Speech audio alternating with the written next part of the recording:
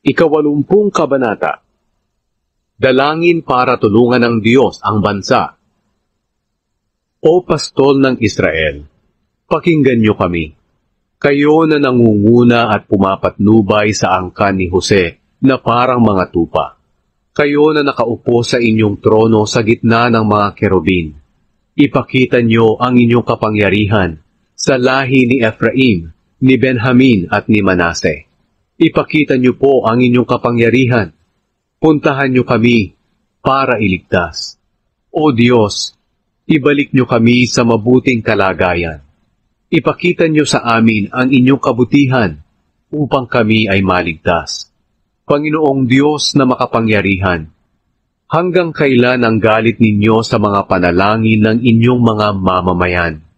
Pinuno niyo kami ng kalungkutan, at halos mainom na namin ang aming mga luha.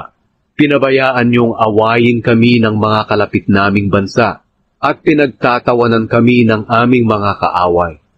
O Diyos na makapangyarihan, ibalik niyo kami sa mabuting kalagayan. Ipakita niyo sa amin ang inyong kabutihan, upang kami ay maligtas. Katulad namin ay puno ng ubas, na kinuha niyo sa Ehipto at itinanim sa lupaing pinalayas ang mga nakatira. Nilinis niyo ang lupaing ito, at ang puno ng ubas ay nag-ugat at lumaganap sa buong lupain. Nalililiman ng mga sanga nito ang mga bundok at ang malalaking puno ng sedro.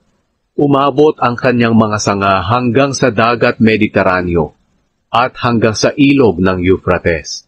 Ngunit bakit niyo sinira, O Diyos, ang bakod nito?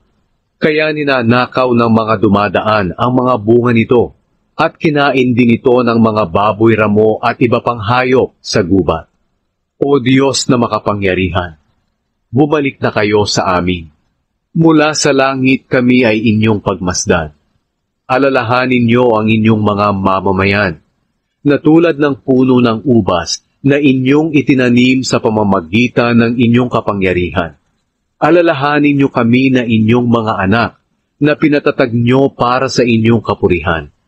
O Diyos, para kaming mga puno ng ubas na pinutol at sinunog.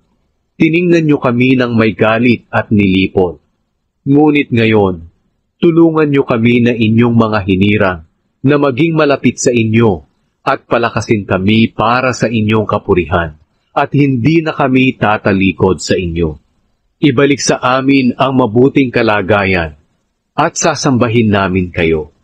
O Panginoong Diyos na makapangyarihan, ibalik niyo sa amin ang mabuting kalagayan. Ipakita sa amin ang inyong kabutihan, upang kami ay maligtas.